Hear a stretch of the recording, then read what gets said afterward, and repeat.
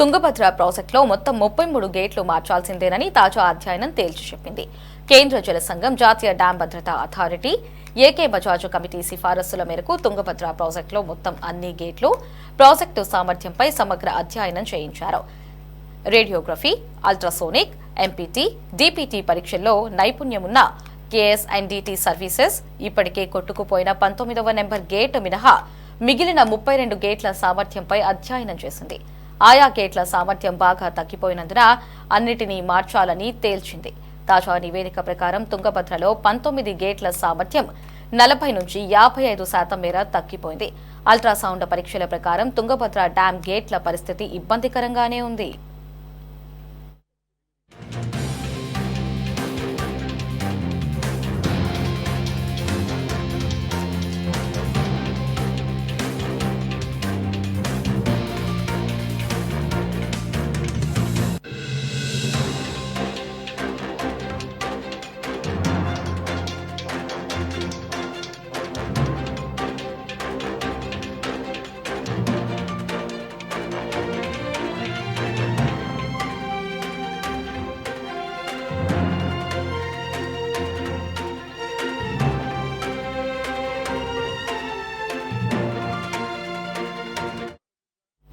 తుంగభద్ర డ్యాంలో మొత్తం అన్ని గేట్లు మార్చాల్సిందేనని ఏకే బజాజ్ కమిటీ కూడా నిరుడు సెప్టెంబర్లోనే నివేదిక ఇచ్చింది. మొత్తం గేట్లు మార్చాలంటే దాదాపు 250 కోట్లు ఖర్చవుతుంది.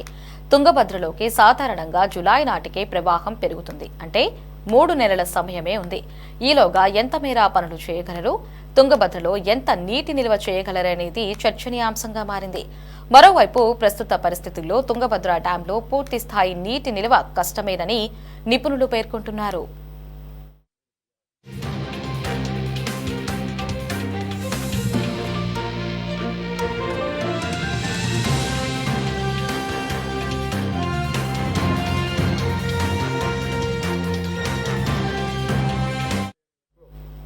సాధారణంగా సాగునీటి ప్రాజెక్టు గేట్ల జీవితకాలం 45 ఏళ్లు. ఈ ప్రాజెక్టు నిర్మించి ఇప్పటికే 70 ఏళ్లు దాటింది. నిరుడు ఆగస్టులో 19వ నెంబర్ క్రస్ట్ గేట్ కొట్టుకుపోయింది. మెకానికల్ నిపుణుడు కన్నయ్య నాయుడు ఆధ్వర్యంలో తాత్కాలికంగా స్టాప్ లాక్ గేట్ ఏర్పాటు చేసి మళ్లీ నీటిని నిలవపెట్టి ఆ ఏడాది గట్టెక్కించారు. తర్వాత ఏకే బజాజ్ ఆధ్వర్యంలో 6 సభ్యులను నియమించి సాంకేతిక కమిటీ ఈ గేట్లను అధ్యయనం చేసింది. తుంగభద్ర ప్రాజెక్టులో మొత్తం 33 గేట్లు దశల వారీగా మార్చాల్సిందేనని కిందటి ఏడాదే నివేదిక ఇచ్చింది.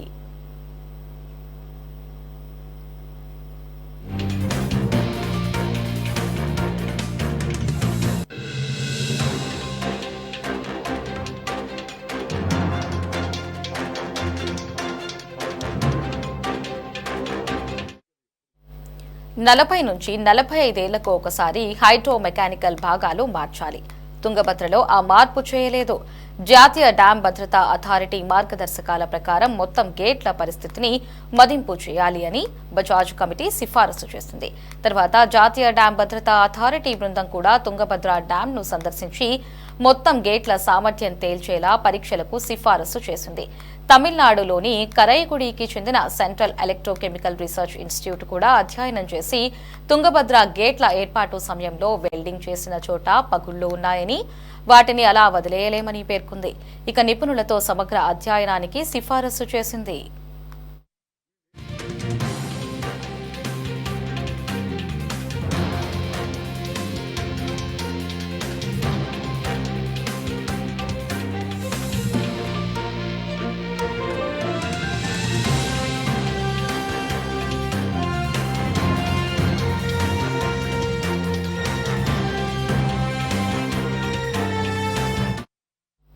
తుంగభద్ర డ్యాంలో 32 గేట్ల సామర్థ్యాన్ని పరీక్షించిన కేఎస్ఎన్డీటీ సర్వీసెస్ భారీ నివేదిక ఇచ్చింది.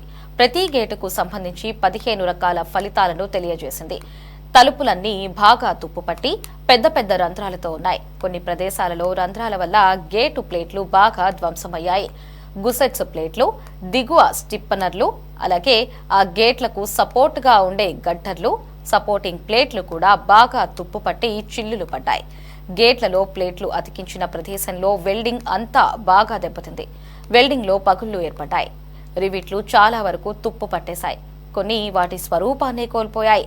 ఎండ్ బాక్స్ రోలర్లోనూ భారీ ఎత్తున తుప్పు పట్టేసింది. పాత వెల్డింగ్ జాయింట్లను మరమ్మత్తు చేసే పరిస్థితులు లేవు.